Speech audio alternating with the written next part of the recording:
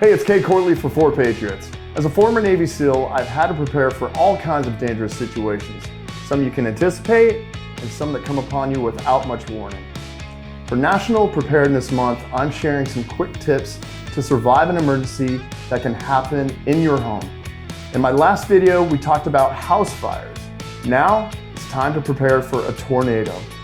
Be sure you like and subscribe to this channel so you can get more videos just like this one and catch the next one in this series dealing with an earthquake. Unlike a hurricane, a tornado can come upon you without much warning. If you live in a tornado-prone area, it's critical that you pay attention to forecasts and have an emergency radio on hand. Choose one that gets National Oceanographic and Atmospheric Administration updates, or NOAA. Tornadoes form rapidly, and there's often little time to cover windows or secure your home. If you know a tornado is approaching, a designated safe room is your best option. Choose a room far from exterior windows and doors. Practice getting to your safe spot with your family, so if you have to move fast and in a tornado, you can do it quickly and without panicking.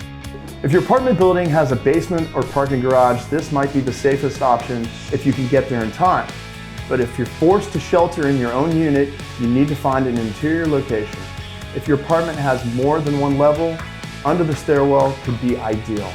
Now, safe spots in your apartment could be a closet, or if all else fails, the bathroom, especially if it has no windows. In a bathroom, you can bunker in place in the bathtub. The walls of the tub will help shield you from debris.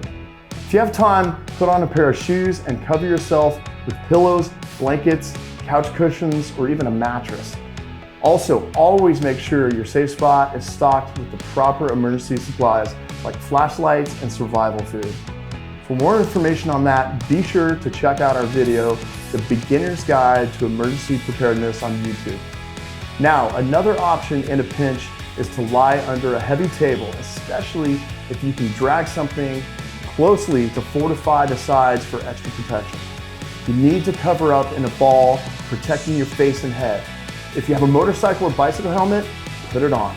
Tornadoes move quickly, and hopefully you'll never need to ride one out. But if you do, stay low, stay shielded, and don't come out until you know the coast is clear. All right, that's all the time I have today. Make sure you get the next video, How to Prepare for an Earthquake, by subscribing below, so you can be a survivor, not a statistic.